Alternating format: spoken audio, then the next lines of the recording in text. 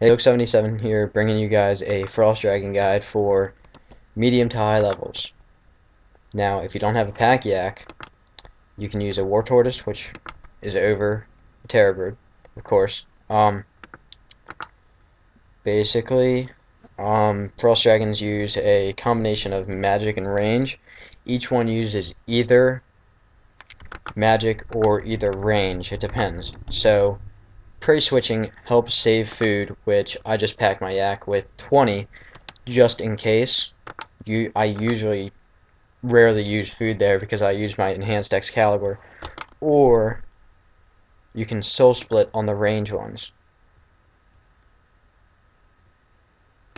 I bring 2 anti-fires, fill the prayer right there, and then for each anti-fire I drink 1 dose of each superset.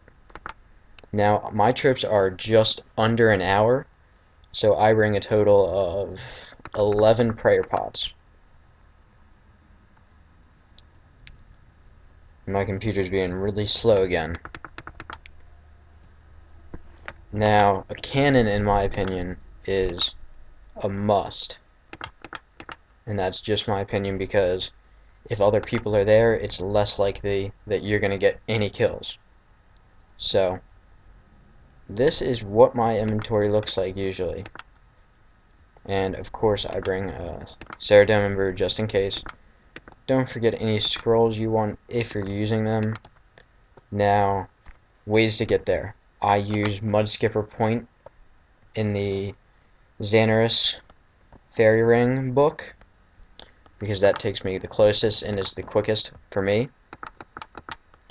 Now, for people that haven't done that quest, you can teleport Brimhaven if you've done Love Story. Use a house teleport, and then just walk out if your house is there. You can do an Explorer's Ring teleport to the Cabbage Port and then run south. But I highly suggest using this way because it's so much quicker. Now, they're right here in this dungeon right up here.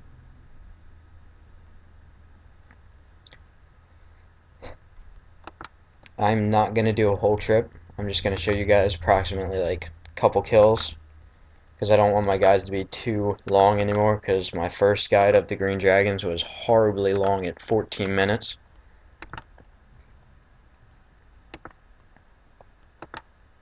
Also, I don't know if you can leave your cannon there anymore because I know when they first updated it, like when they made it non-bottable, I know that if you died, your cannon completely just disappeared and your gravestone shows up right out here.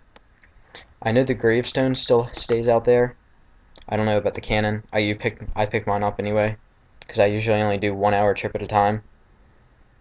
You can walk in without drinking your prayer potions or your superset and anti-fire. And this is the spot that I use, down to the or up to the north. Right here, this is where I drink all my potions that I want. Quick Curses or Quick Prayer, Magic, Berserker, Protect Item, Turmoil / Prayer, or no, Piety. I put my cannon about in the middle of this crack thing because it makes it a lot easier.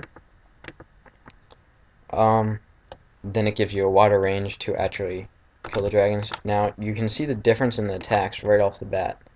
This one's using a range attack, do you see the arrow? And the magic ones actually are very deadly if you don't switch back to your magic, so make sure you do that. Anytime you get close to killing them, just make sure you switch back to magic. You'll see me do it a couple times. And then sometimes they have this orb that floats around them. Of course it recoils.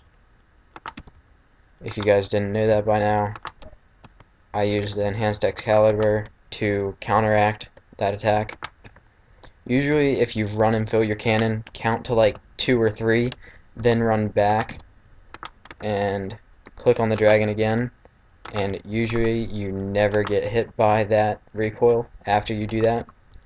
So if you have soul split, you can actually soul split on the range ones, which makes your food last a lot longer. Now, pack yak, of course you can store through the scrolls. If you kill these fast enough, you won't have to actually back off of them, which increases the kill count tremendously. The most I can get in an hour, the most I've ever gotten is like 134 in an hour, which comes out to about like 2.4 mil when they were at like 17k a piece. Now since they're dropping, you know, I don't know, I can't say you're gonna get that. So basically that's my guide. Just if you need to, eat the sharks they give you or withdraw from your familiar. Usually you don't need sharks if you use this method, but just in case you do, you'll have them. And that is my guide for frost dragons. And these are a tremendous help in money making, honestly. So this is gonna be my last kill, and happy dragon killing, guys. Comment, rate, subscribe, suggest new videos, comment anything I missed. If I did, I'm sorry that I did, and I apologize for that.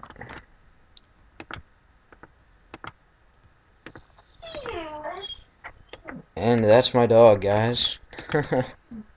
So, when you're done, teleport out, you know the whole deal with that.